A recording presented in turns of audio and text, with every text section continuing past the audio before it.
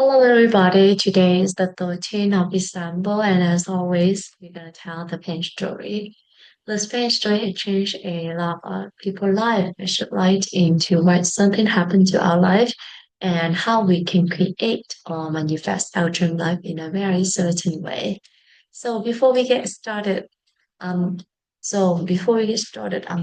want to let you know that this belong to a very ancient wisdom.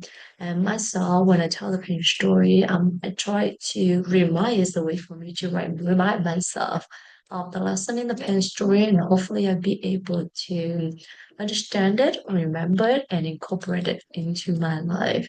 And hopefully that will be gradually, I will approach the life that I want in a very certain way. So let's get started, okay? What is this? It's a pen. What do we use a pen for? To write. Now, there's a dog inside the room. I'm going to wave this in front of the dog. What does the dog do? The dog probably will sniff, lick, or chew this, right? Does the dog see this one as a pen? No.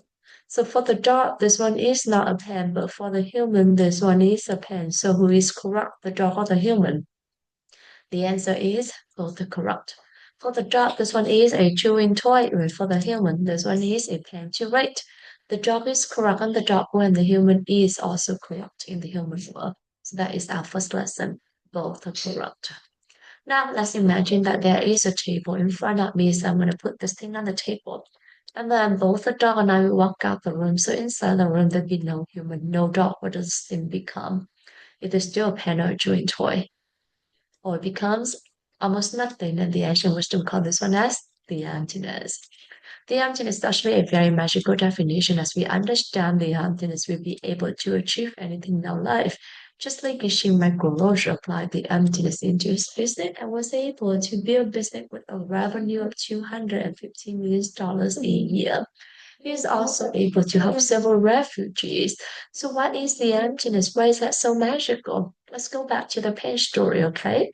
So this thing you call it on the table when there is no human, no dog, or nothing to interact with.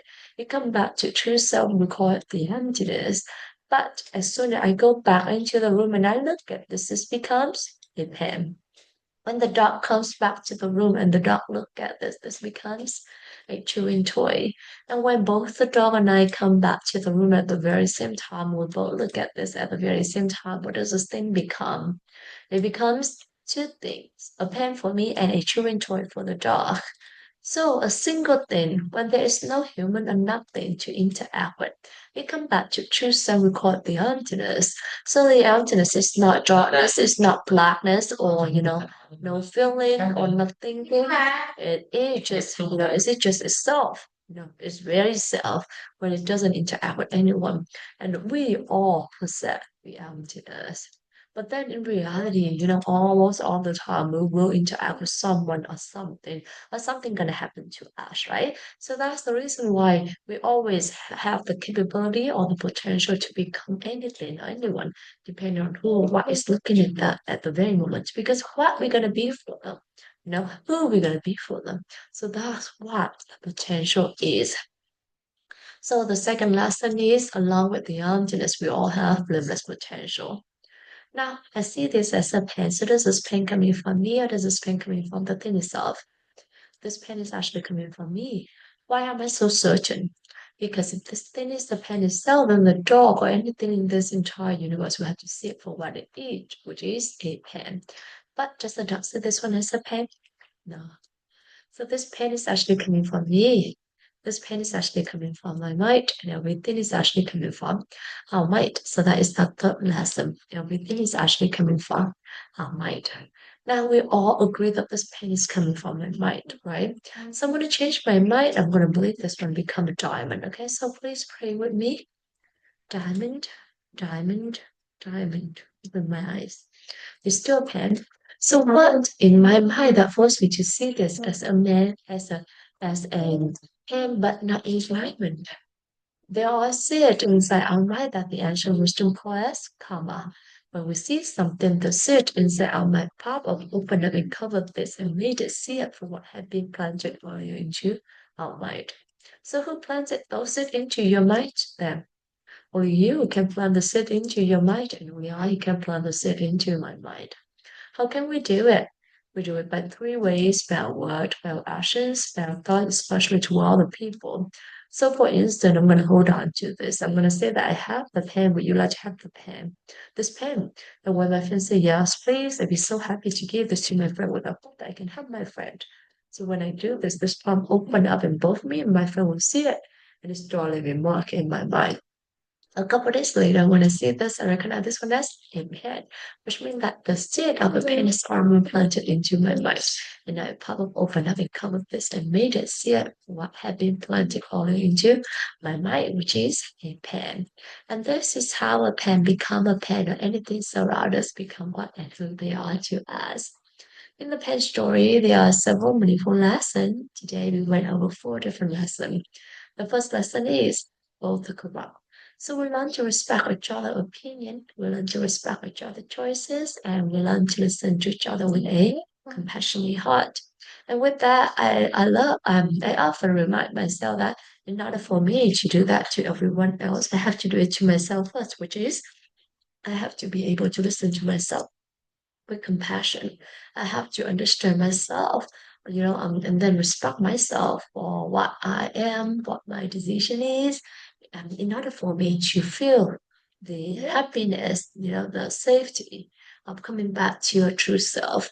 And when we be able to do that to our very self, that is very own self, that is when we be able to do it to the people surround us and then spread the love, the understanding, and the happiness into our life and into any kind of our relationships. The second lesson is along with the emptiness, we all have limitless potential. So trust your potential, trust the potential of everyone or everything around you, and trust the potential of whatever happened to you. And the linkage between lesson number one and lesson number two, I believe that in order for you to be able to see the potential, to be able to believe the potential, you actually have to understand their emptiness first, or even your emptiness first, what you truly are, what they truly are when they are by themselves, when they don't interact with anyone. When you be able to see their emptiness, what they are truly are, you be able to see their strength, their weaknesses, and with that, you be able to see what they're capable of, with this certain thing, with this certain people, and that what the potential is, and what you can be. What potential, the most important is what is your potential, what you can be toward other people. So that is the second lesson. The third lesson is everything is actually coming from the seed inside our mind. So we'll be 100% responsible to whatever happened to us. We don't blame anyone because in the end, we are the only one who can plant the seed into our mind. And that is the third lesson. And this is actually a very important lesson because once you be able to acknowledge that, I have to be responsible to whatever that happened to me. You also take the full charge of your life. So your life is in your hands, right? You are the one who will dictate your life. You are the one who know how going to build your life and know how what direction it head to. And the linkage between lesson number two and lesson number three is that once you be able to see the potential, if you consistently working toward that potential using your word, your action, your thoughts with other people, that is when you be able to make that potential become reality. So that's the lesson, the combination of lesson number two and lesson number three. And that actually moves us to lesson number four, which is how to create or manifest our dream life in a very certain way. So, again, use lesson two to know what you truly want in your dream life by using the emptiness and the potential.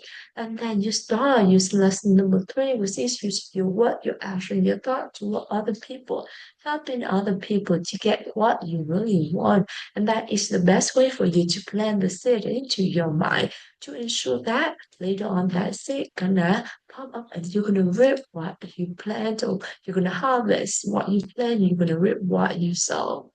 So, for instance, if you want to have happiness, then you want to plan the happinesses using your what, your action, your thoughts. You want other people, helping other people to be happier. If you want to have prosperity, then you use your what, your action, your thoughts. You want other people, helping other people to be more prosperous. If you want to have if you want to have a wisdom, then use your word, your action, your thought, helping other two people to be wiser. And just like that, whatever that you want, making sure that you plant that very seed to other people, using your word, your action, your thought to other people, helping other people to get that seed. And that is the best way for you to plant the seed into your mind. And the lesson that I would like to show you all today is a Saturday, and recently I have been kind of lazy, so I only tell the pen story during the weekdays, and then the weekend and I don't tell a pitch story anymore. But then, today I realized that okay, I can tell it. Why? Why not trying to do that, you know? And I think this actually came in from one determination in November, back in November, that I said that, I try to do it every single day, come back to my routine because previously I've been able to do that. So I should be able to get back to that routine as well. And I think that is what the seed already been planted into my mind that I wanted the potential for it and what I wanted to do. And that is what making me telling the pen story today. And it's actually a very good thing that I'd be able to do that. So thank you everyone for listening to me today. Thank you and live for coming me with the 1000 day journey. And if by me sharing with you the pen story or my lesson is something good, I would like to dedicate that to my church family, to my friends, to my coworkers, to my clients, to my neighbors, or to any living things in this world and any other world. With love, wisdom, and gratitude. Thank you so much. Have a beautiful day. Bye bye, everyone.